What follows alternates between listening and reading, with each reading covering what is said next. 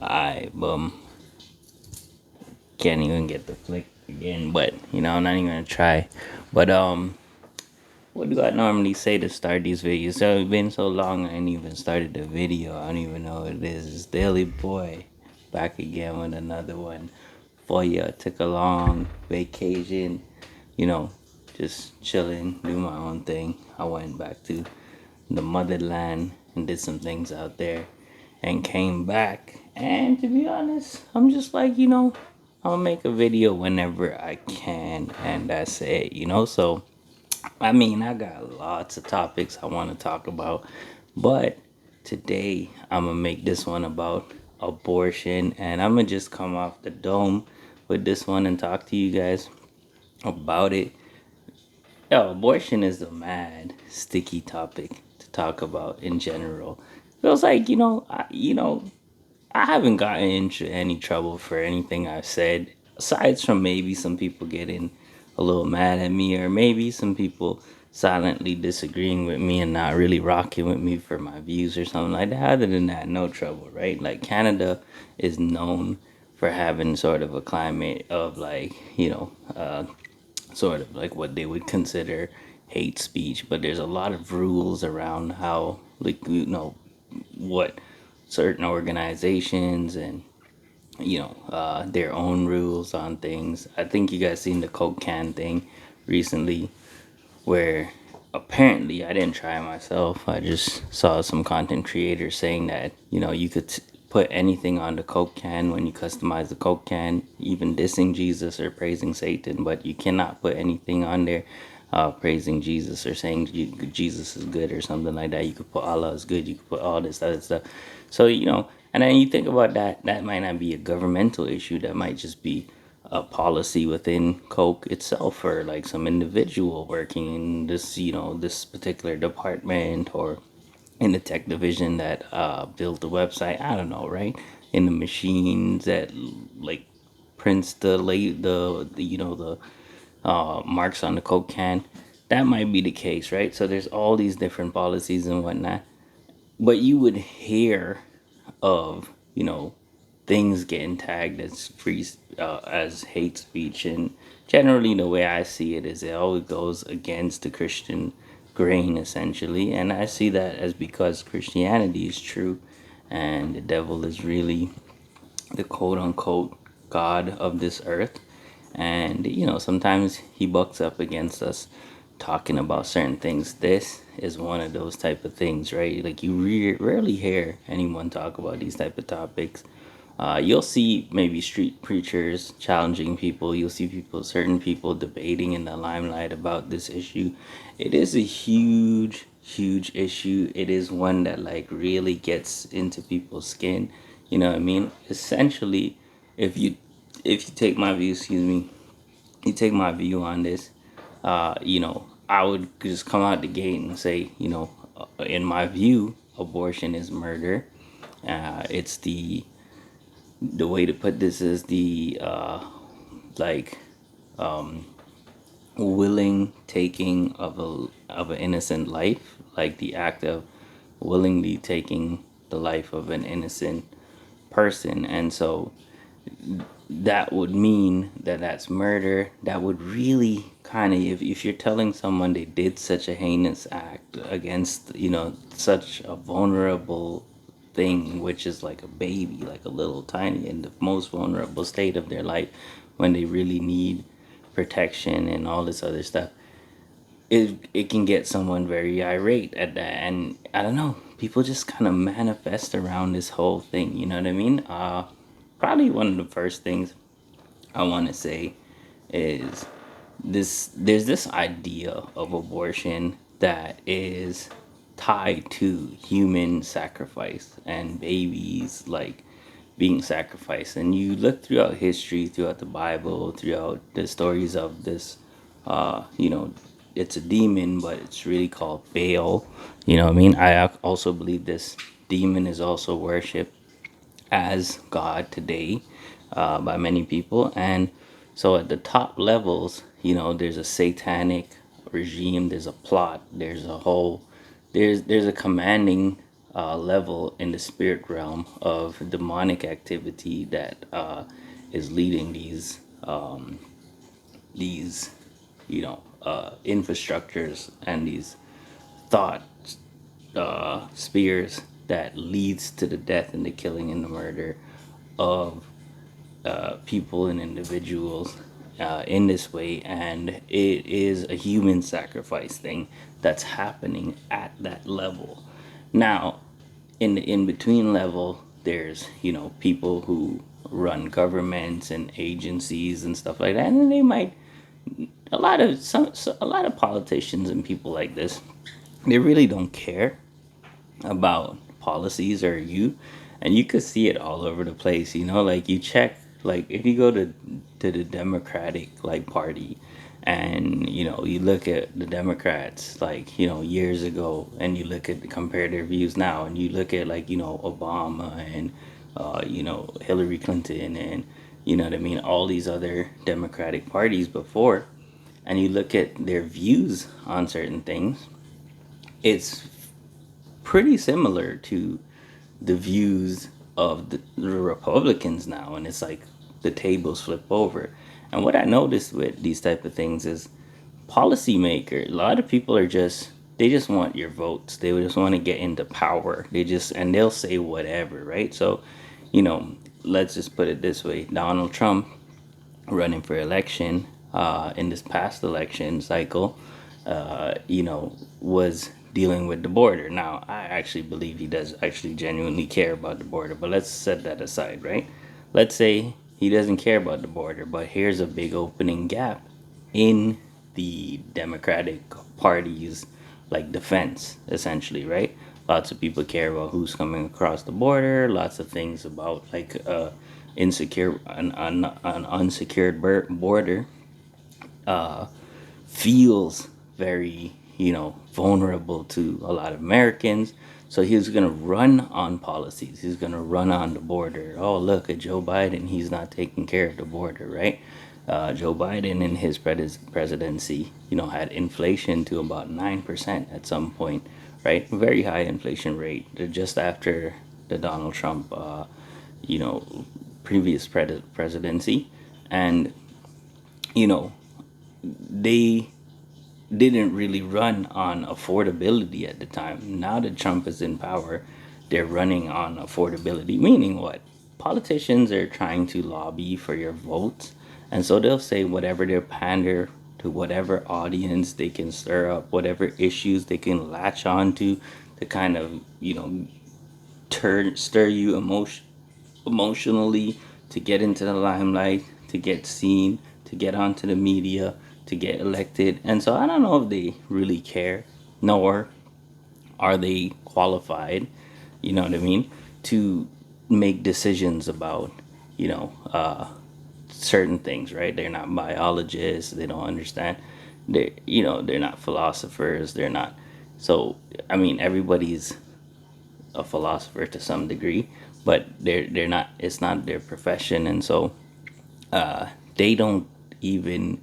Lots of politicians don't even understand these issues thoroughly, right? So when it comes to the topic of abortion specifically, you got the the spiritual realm at the top that's dealing with human sacrifice. Then you've got the politicians that they care about, a lot of them, about money or power or their own, the main drivers of men all over the world throughout history, right? Money, power, women, whatever it is that people find brings pleasure to their life, right? And so you've got those type of people sort of selling out people, or selling out their, you could say selling their soul essentially, right? But really not uh choosing to ignore or stand on the side of an issue because of the benefits that they can get. And this is the human sort of aspect, greed. And you've got all these companies that stand to benefit from abortions. Then you got people on levels who their philosophy is that there's depopulation, there's too many people in the earth, and so having people having abortions is great and whatnot, because then it'll lessen the amount of people that are actually born. And so these people are the people that are pushing all kinds of stuff to make people sterile, putting stuff in your food, putting stuff in your drinks, putting stuff in, like, making sure that, even in the environment and things like that, to cause people to not be able to reproduce, because their philosophy or their worldview is that the earth is under too much pressure. There's just too much people. It's going to become unsustainable, and we need to deal with the population growth and stub out as many humans, essentially. In that way, that's their fix, right? And so, and then you got people on a level where they've bought in to the ideas of the actual arguments that are being made, right? I guess we can go over to the actual arguments. Maybe they latch on to things that, they kind of have a sort of sympathy for the person, the woman that got pregnant. And I laughed because out here now we don't even know what kind of people get. You have to say pregnant persons or something, because apparently, saying men can have babies too. You know what I'm saying? So this is the kind of thing we're dealing with in general, right?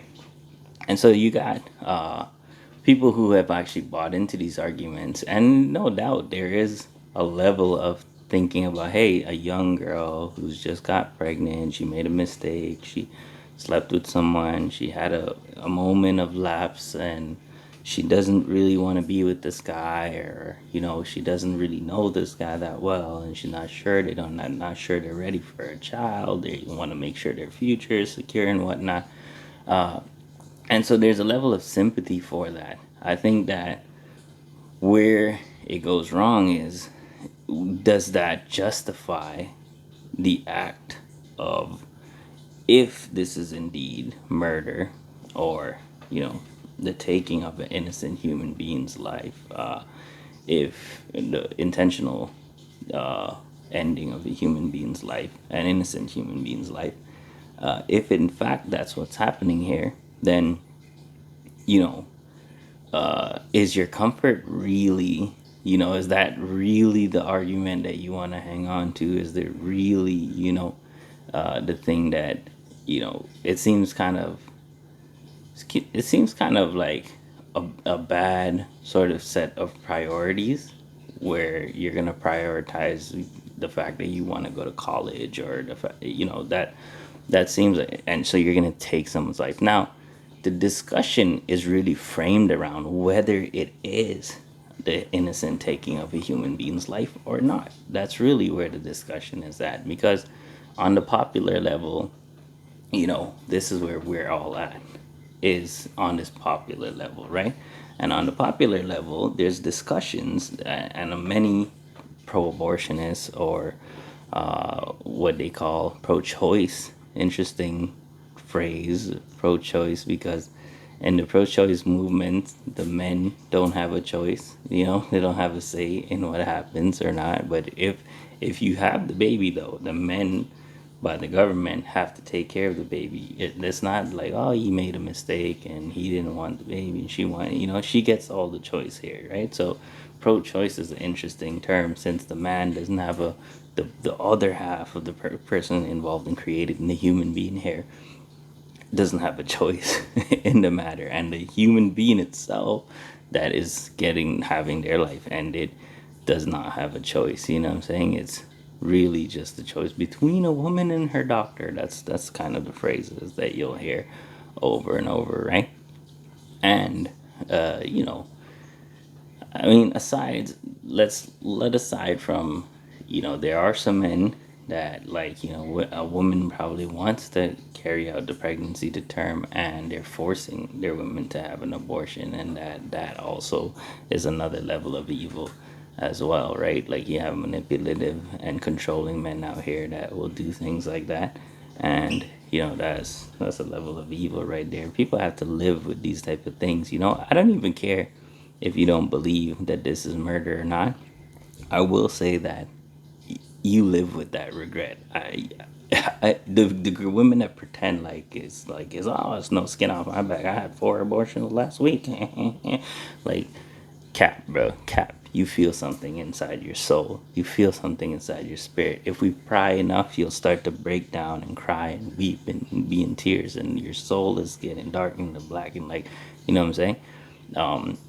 So let's get to where the discussion really is around this topic of when does the human life actually, when does it become a unique human DNA? When does the human life actually start? And so, the topic is really, it's kind of crazy that, we have this discussion because, many people don't see the child in the stomach as a human being, as a baby yet. They use phrases like clump of cells, or and this is a popular thing to look out for, is the way people say things. Is, they always say the termination of a pregnancy, the ending of a pregnancy, or like, what I mean. They would not say, they would use words like fetus and those type of things. Mind you, if you look into like the meaning of the word fetus, I believe it's Latin or something like that, but it really just means baby. It just means child, right? And so it's not like the word actually changes anything, but it does get you right. Like, I remember Cat Williams had this one comedy set where he was saying that when like America goes and bombs the place and some people die or something like that, they'll use a word like insurgents, and then like, 10 insurgents died, and like Cat Williams joking around is saying, I don't know, no insert, I don't know one insurgent, I don't care about no insurgents, right? And so they use terms like this to trick your mind into not understanding what is actually happening, right? And so here is where the discussion lies: is when does this unique human DNA actually become a person? When do they have personhood? And this is where, you're gonna have the popular level discussion, right? This is essentially the argument from development. So for us as people who are against abortion, the we call ourselves pro-life, and so which is an appropriate term in general. We come under some criticism saying that we only support the babies until they're born and not after they're born. By the way, we do. Like, a lot of pro-life people are people who would give to organizations and foundations, and if really there was a baby out there that, like, was really suffering. And by the way, around the topic of adoption, babies are in high demand. Actually, it's usually the older kids that, people don't really want to adopt, or as readily, or sometimes are unable to, have the ability to care adequately for some older kids, especially after experiencing certain trauma and those type of things. It gets a little bit difficult there, but there are lots and lots of foundations, lots of resources, lots of help. So pro-abortion is pro-life people definitely go above and beyond just caring about the baby in the womb. They also care about the baby outside the womb, and that's something you'll see with a lot of prominent pro-lifers and Christians in general. These are Christians are the largest charitable group or entity in the organism is the word I should say, on the face of the earth, right? And you could see that with the organizations that are responding in the first place and going out and providing aid to any like situation where there's people suffering, and with the type of people that are highlighting suffering and like those type of things, right? And so you've got, uh, the development phase here, right? And so this is where it gets really sticky for us as the people who believe in, like I say, pro life individuals who just, you don't have to be an activist. It's just your what you think about the topic, right? For us, life begins at the moment of conception. And, not just for us, this is actually a scientific, like, reality, right? And these are the people that, like, champion science above everything. I mean, we believe in spirituality and all that stuff. So we do believe in science, I would say everybody does. But they also believe that there is something governing the world that is beyond just the physical or the natural or nature itself, right?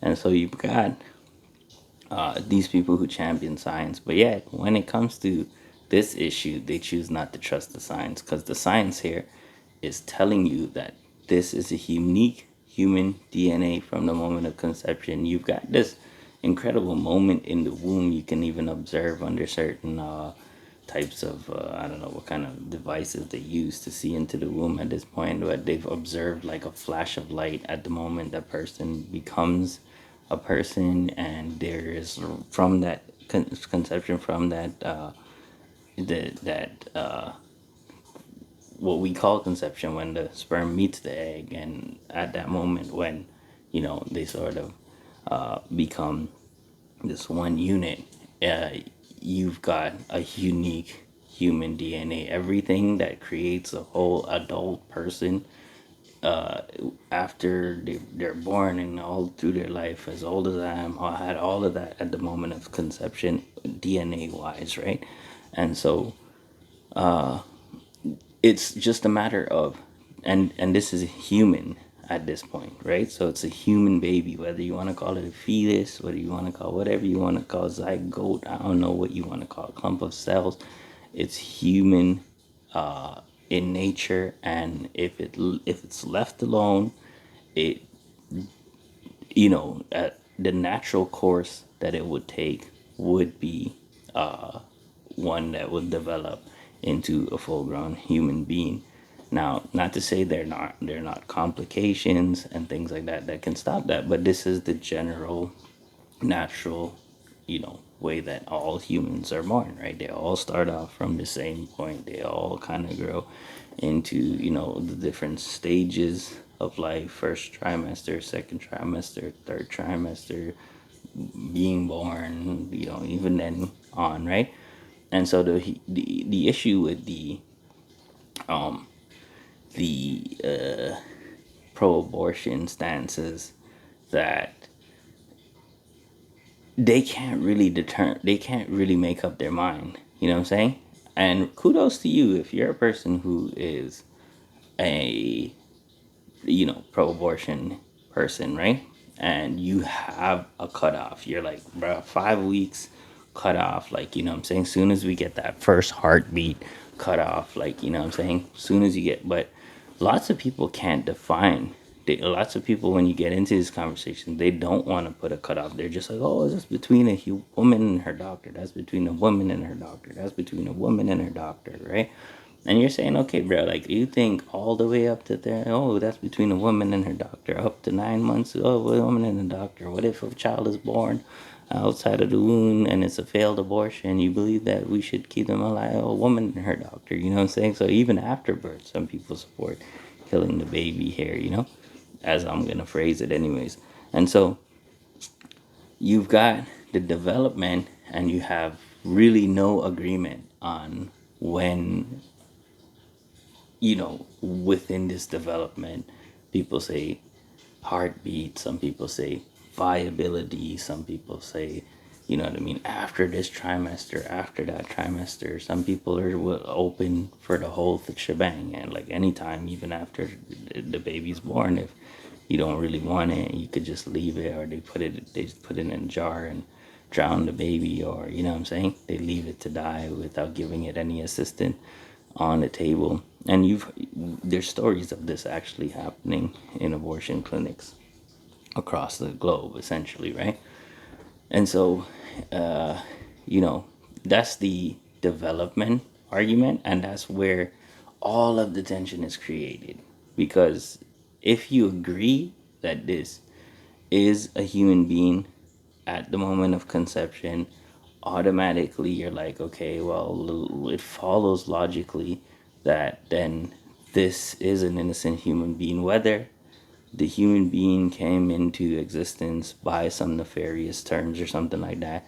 You're forced to reckon with the fact that they deserve all of the human rights protections that every human should have, and having to determine when they become a human being in your own, if you're using something like a subjective methodology, then there's a lot of problems you could run into, right? Development is one of the worst ways to do this, because even after a baby is born, they're still developing. And so when you open up this door that, like, a certain point in your development you become, a human, then is it at first breath? Is it like when you can say your first word? Is it, you open up a door where, you know, we can push this thing farther and farther and farther till we have like infanticide happening, right? And, to a degree, that sounds crazy to some people, but some of that stuff is kind of happening today. People are selecting whether they want to abort a kid or not based on, whether a doctor says that this kid might have some sort of, like, I don't know, autism or something like that, right? They have a chance of being autistic. And it's like, okay, bro, like, they're wiping out their kid. And then even after that, we have something, I believe it's called MAID here. It's called assisted, some kind of assisted death thing. I gotta look that up. But basically, it's where you can opt to either kill yourself, or I should say off yourself, or terminate your own life, maybe is the way they want to talk about this. And you've got people opting to do this within our society, or to have a doctor do it for them or something like that. And we're headed down sort of a dangerous path. If anyone thinks that, it can't come from after first breath, again, this is what pushing the line, this is what towing the line of development creates, is this issue of, like, where do you draw the line and how do you draw the line? And is your line arbitrary? Is it a subjective thing, or is there something objective behind it that tells you whether this is right or wrong, right? So that's where the whole discussion is, and that's what happens is people have to sort of determine when they believe a human being becomes a human being. Now, outside of that, there's some things where people are concerned about the individual carrying the child, which is the mother, right? And so there is one, I'm gonna give it. I don't even. You know what? There's nothing. I'm sorry. There's nothing I can give to the pro-abortionists here, right? I wanted to say, the concern for the mother's life is the thing, but the problem with that is, like, it's never been a case where a mom, is unable to get adequate health care if something happens and her life is really at risk, and they need to perform an emergency C-section or something like that that allows the baby to come out. And even if we know that, like, we're not at the point of viability, technically performing the C-section at the time, removing the child from the mom, if you're doing it to save the mom's life, will end the pregnancy. Like, that's the logical thing that will follow. However, in that case, when you're trying to save the mother's life, it's not a choice between killing the child or saving the mother's life. It's a choice where you're trying to save both. You're trying not to kill anyone. You're not trying to terminate the life of anyone here. If you're performing the C-section to save the mother's life, like outside of viability, you would still try to administer whatever you can to try to keep the baby alive. If you can save both, then you're trying to save both. Ultimately, if you have to make a decision as to the baby or who, you look at, who has the better chance of surviving. If you have to perform a certain type of procedure that can endanger the mother's life. In this case, if the mother's life is already like, she has a smaller percentage chance of living, and if you extract the baby would have a better percent chance of living. Either way, you're trying to give care to both. You're not trying to end anyone's life. And the idea that this is not allowed under a anti abortion stance is just false. Like it's always been like the modus operandi for all of medical practice. Essentially, is to just try to save whoever you can, however you can, whenever you can. You're not trying to terminate anybody's life here because of some other because of some inconvenience or something like that.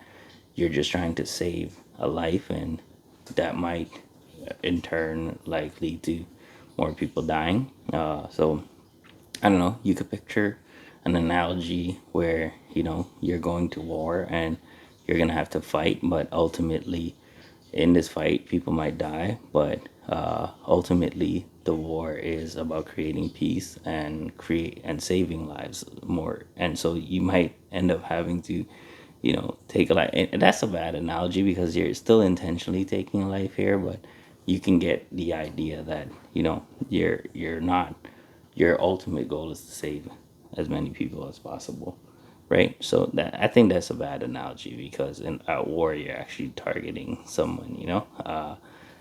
I don't know, I don't want to give any analogies. Like, we could do the train where there's like some people on one side and some, and you get to flip the switch or whatever. That's you guys battle that out essentially, right?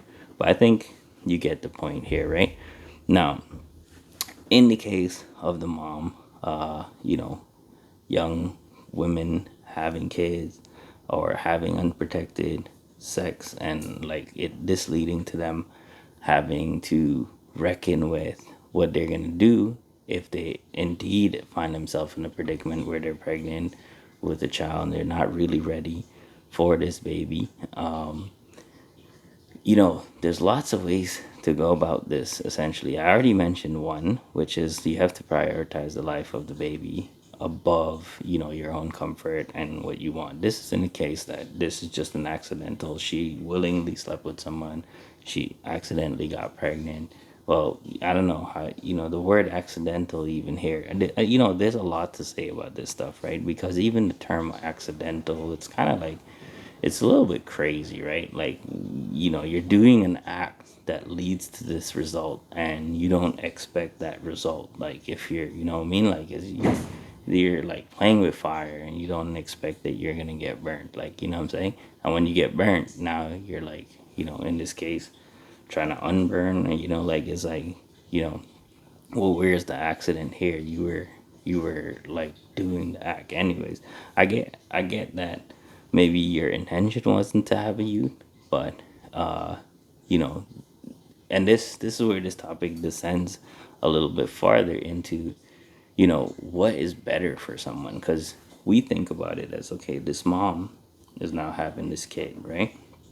And lots of young moms or lots of people will tell you that, oh, well, giving up the baby is the best thing. But if you ever met people who were faced with that circumstance and chose to keep their baby, they'll also tell you that it was the greatest decision of their life, and they're so happy. Not to say that their life is going to be perfect or nothing like that, but once that you is born and whatnot, what I mean? You never know what your life is going to turn out to be like. You never know what kind of blessings they're going to be in your life. You don't ever know what kind of, like, situation you'll find yourself in. We tend to try to predict the future as if we know the future, as if we know terminating the life of the baby is going to lead to a better future for that individual. You don't know that. You don't know what that might take them down, what kind of road that might take them down. You don't know what living with that guilt might be. You don't know what, breaking away and taking this branch of this road to go down, how that's going to affect their life. You know what I'm saying? You know, let's just put it in this way, right? Pretend, she chose to have an abortion, and then, something happens on the abortion table and she dies. Is that a better situation for her? Like, you couldn't predict that, you know what I'm saying? Similarly, like down the road, if she chose to have the abortion and then she's went to college and then she was like partying and drinking somewhere, got into a car accident and died. Let's say she had that baby and she wasn't at the club that night because her friends are clubbing. She's at home with her ute, and that car crashed, and her friends died, and she was supposed to be in that car, but she's not there. My point is, we don't know, right? Like making these large predictions of like how someone's life is going to turn out better or worse. The even the practical side of it, right? So someone will say, yeah, but they'll practically come on, bro. Like think about it. Like she's gonna have a youth, she's gonna have this financial burden, she's gonna have this, huge responsibility. She's not mature enough to be a mom. Da da da da da da, da, right? But even some of that stuff, I've seen cases where, you know, like women clown themselves, turn into full gal clown and gone partying, drinking, whatever, and because they don't have responsibility, and the mom that the young mom that thing wakes up really early, she's forced to. She has to take care of her child. I mean, her family might help her a bit, but I've seen them go on the bus in the morning, really, really, really, really early, like 6 o'clock, 4 or something, 5 o'clock, 6 o'clock. Where like you'll see them. There's these young moms. They get on the bus. You know what I'm saying? They have their youth. You know why? Because they have to go to work and they have to get the youth to the daycare before their job starts, and then they have to travel to their job, and then they have to work their job, and then bro, I've seen a lot of people grow up real fast behind that. I've seen a lot of people turn into huge success stories. Like, you know what I'm saying? Where they went back to school, they got their education, they took care of their child, you know what I'm saying? And whatnot, right?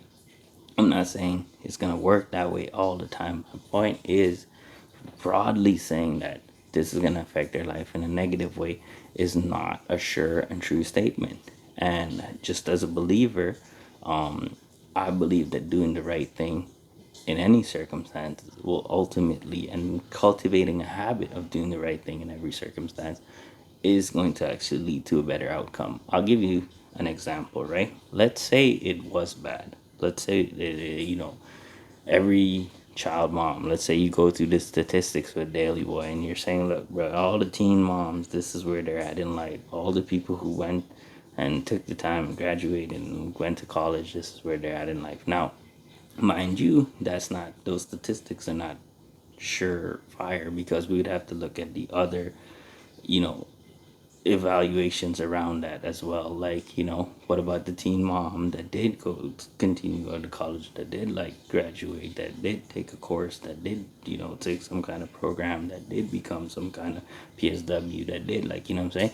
We'd have to compare sort of like, proper comparisons because it's not totally like maybe the people who went to college are just people who made responsible decisions and that's what leads to their success overall, right? Well, let's say you did look at this and you did convince me, and the statistics did come out, and I was like, you know what? You're right. You're right. Teen moms generally have a harder life overall, and their whole. It's better to wait to a certain age, and what I'm saying. What I'm saying is we cultivate a society around aborting kids after the mistake is made. And instead of doing that, if we allow the consequences to flow as it does, I think it would change the attitudes of a lot of young people coming up that are looking at this thing. Because if you make, sex just this consequenceless thing, you could just go out and have fun. And if something happens, God forbid, you just like terminate the pregnancy, right? Then you've got more women who are willing to be loose and whatever. And I suspect that that is the goal of some people is they want a society where you know uh, sexual promiscuity is the norm, and like this is what we do. We go, we party, we drink, we smoke, you know what I'm saying. And so they're trying to cultivate a society like that because they're concerned about their own getting to their own pleasure and whatnot, right? However, if more and more kids locked in and saw that this was happening, that people who are having sex irresponsibly outside of marriage, not waiting, not like, making sure they're vigilant, not making sure that they're not going around people and getting drunk and, following, what I mean? And just really reforming their societies to the point where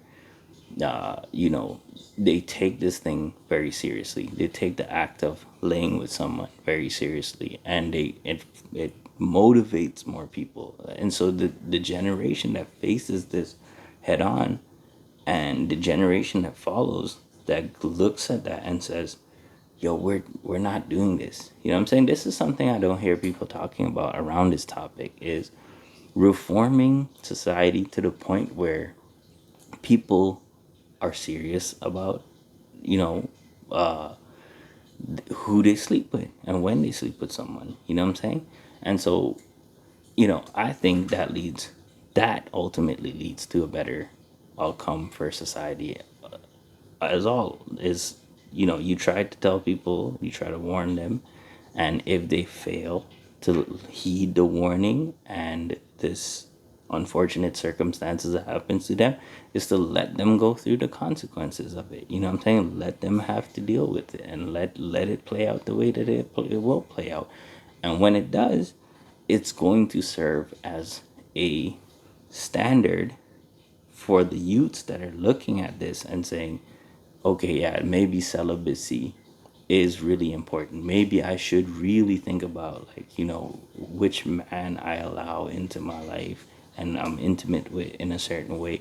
And I do think that ultimately, a society that allows this natural consequence to take place, even in this, circumstance that I'm just acquiescing to, by the way. I'm just saying, if the circumstances is the case, right? I'm not even agreeing that, a single, a mom who has a child is necessarily going to lead to a worse life for her. But if I acquiesce to that and say, okay, well, let's, see how that works out logically, I think it might be a good thing. There are consequences for your actions if you do certain things, and people who have to face that consequence, like, if you go to pet a king cobra, you're gonna die. You know what I'm saying?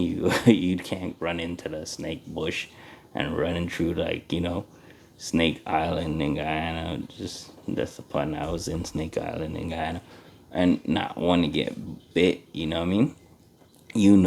If you jump into like a lake full with crocodiles, try to swim across it, you know what I'm saying?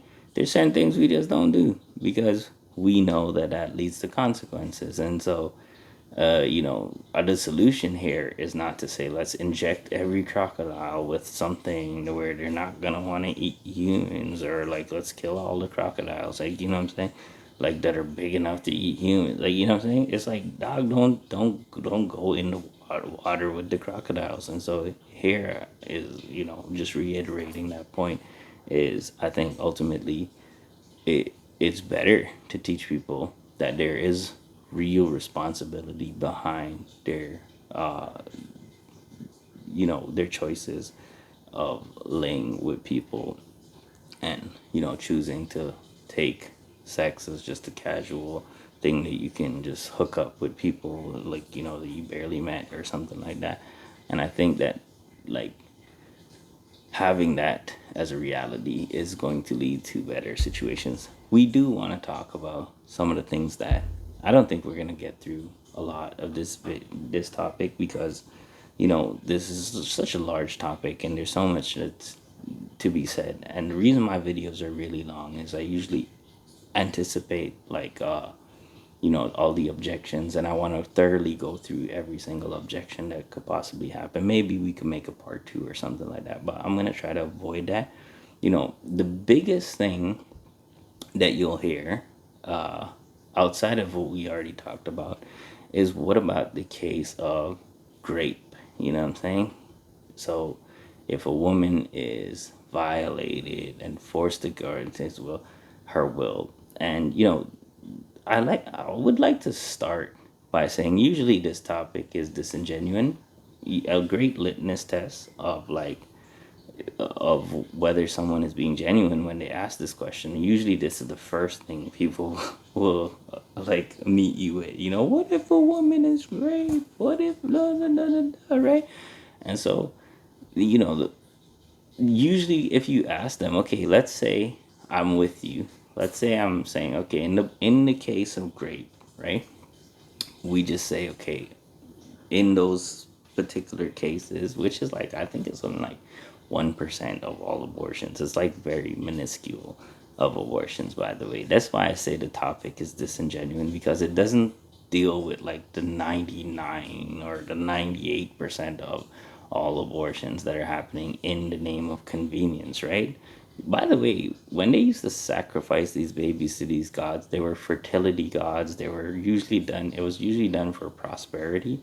And so what we see here is the same thing. When we talk about convenience, people are talking about a woman's ability to earn and live a comfortable life and that type of stuff. And so it's very similar to what they were doing in the ancient paganism practices. What we see as a barbaric, sort of pre human, like I don't want to say humans weren't intelligent or something like that. They were very intelligent, but it's like we've like learned and grew out of more of a primitive mindset because we've been sort of growing as a society as a whole, and like understanding science and like making innovations and things like that. So there's this sort of like old way of thinking. We're kind of falling back into that when it comes to this. It's in the name of convenience, but in the cases of these 1 or 2% that is not a woman who has been, by the way, even at 1 or 2%, I'll say that we have to question it too, because I know of lots of cases where women claim that they got, and that actually didn't happen, and the whole believe all females thing is just crazy, bro. Some women are, trust me, some women will just like make up something or say something about a man because he hurt her feelings, or he like did something she doesn't like or whatever, right? Or some women will do stuff with a dude and then like forget, like she's which is, by the way, I'm blaming the men for this too, because you got to make sure that people are sober minded and all that type of stuff. I don't believe you can give consent when you're like really drunk. And so men that are going out there, and this is a culture here, like people go out, they drink, they get drunk at bars, they hook up, you know what I'm saying?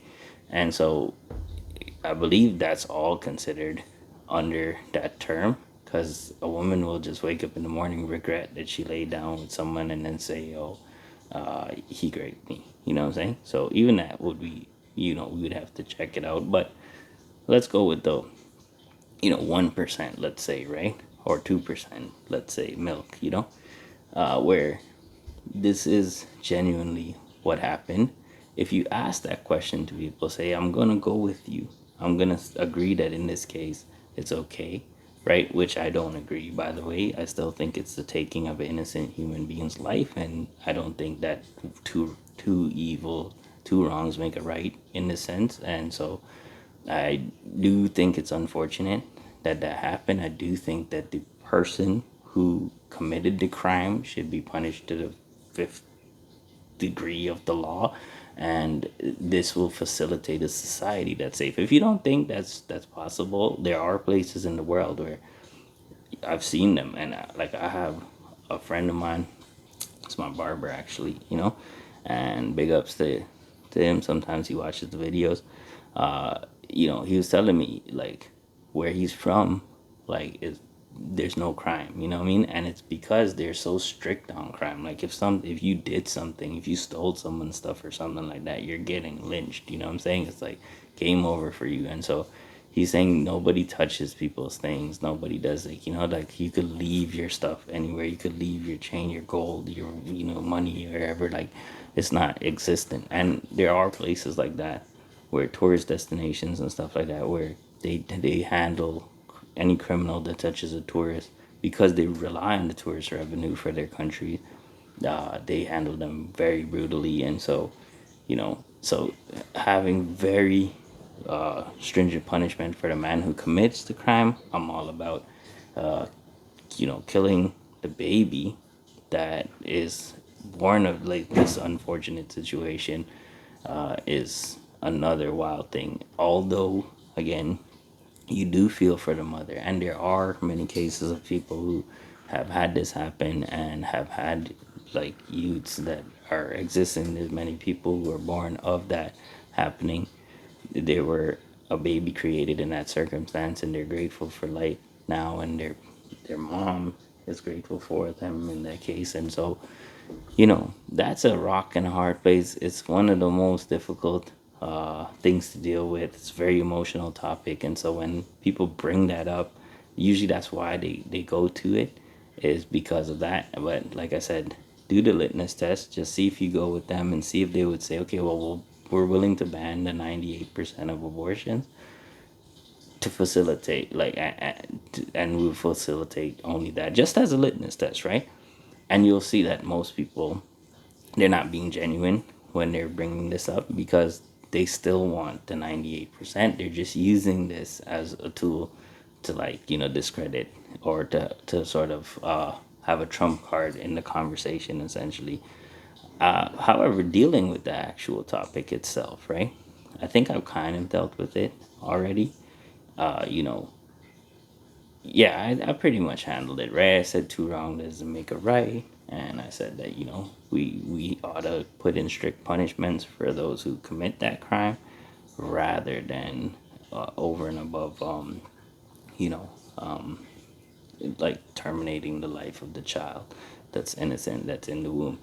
Although it's a very unfortunate situation, I think that, again, if you honor God, you do the right thing, your mess could turn into a message. It could turn into a blessing. This child could be like, it might grow out of the dirt, but it might be the most beautiful flower that you ever encounter. And I really do, sympathize with any woman that has to deal with that sort of thing. And this is one of those places where it's really like, yeah, like I get why people are like, yo, it's their choice. And let me just say this too.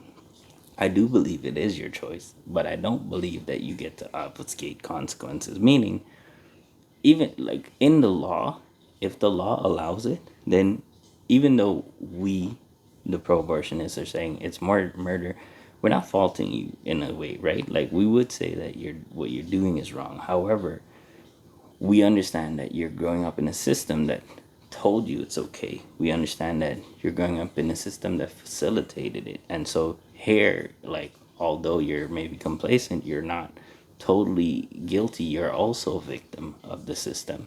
And so, this idea that I wouldn't criminalize like women that have done this under a society that allows for it to be possible, that legalized it. Now, if the law changes and then you choose to go out and do it, then there might be here punishments here that are adequate. But under the current law system that we have, particularly where I live, I wouldn't fault.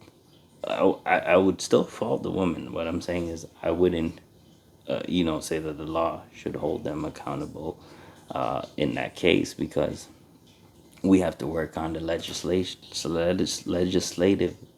part first before we can get to that. However, I don't feel like if the law allows it that you obfuscate responsibility or accountability, because you still have to reckon with this type of stuff. Again, I talk about the soul being black and darkened. I talk about the pain and the hurt and the thing that you're missing in your life when you know that you did this, like that you terminated this life.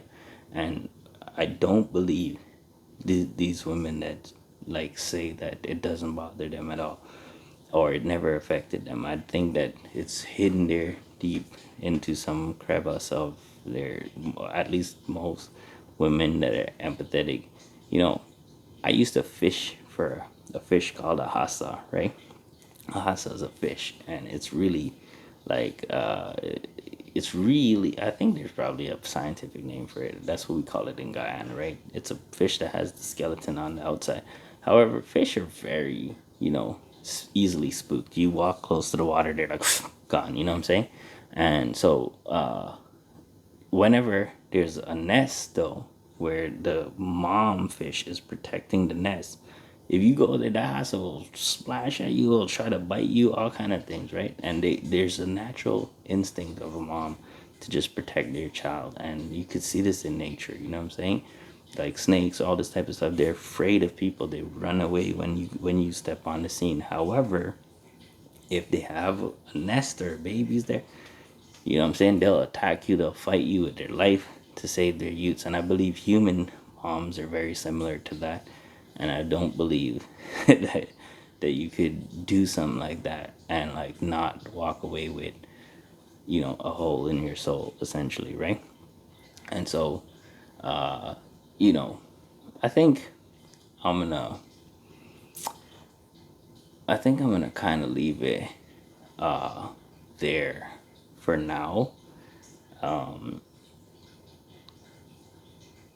You know, there there is sort of this way that God has set out of doing things in a certain order, and there's an order of doing things that leads to ultimate, what I call prosperity. When I say prosperity, I'm not talking about just financial well-being, although that's sometimes a part of it. But I think, the solution to all of the problems that we're seeing in the earth and on it is found in Jesus Christ, and is found in the fact in his ways and his laws and his decrees and his, like, standards, and what I mean, the love that God has. And if you implemented these things in your life, you know what I'm saying, adequately, and you sacrifice of yourself, your own desires, your flesh, your wants, your needs, and you do things in the appropriate manner. It's not that God doesn't want us to have the pleasure of sex. He designed it for you to enjoy it. You know what I'm saying? It's not that God doesn't want you to, uh, you know, have, the ability to adequately care for your for the young, your offspring.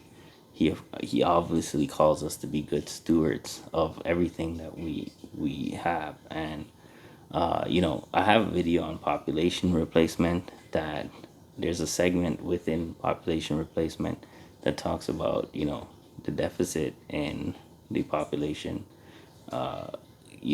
just replacing ourselves on the earth, and like the adverse effects of that. And abortion plays into that. It's a good video for you guys to watch as well, in terms of this, in terms of like prospering and, farthering your lineage and all of that type of stuff, right? And like just kind of continuing to human flourishing for generations to come. And so, you know, God wants all of this for you, and those principles that He lays out for us to follow, you know,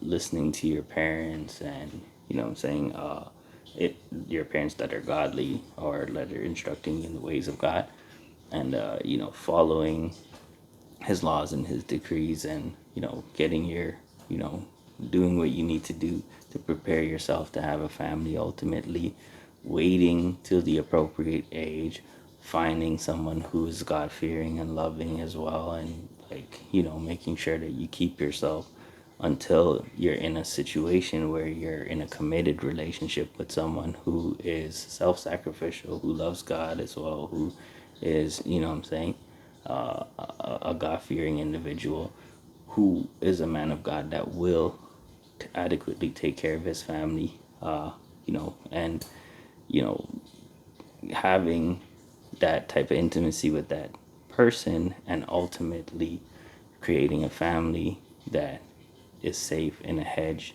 of protection, that you can enjoy your life together, and you don't have to really, I'm not gonna say ever worry, but you're in your best position to be able to to foster human flourishing within your own sort of now new immediate family and all that. I'm trying to catch it before this 1 hour, so I'm out. Peace. God bless you.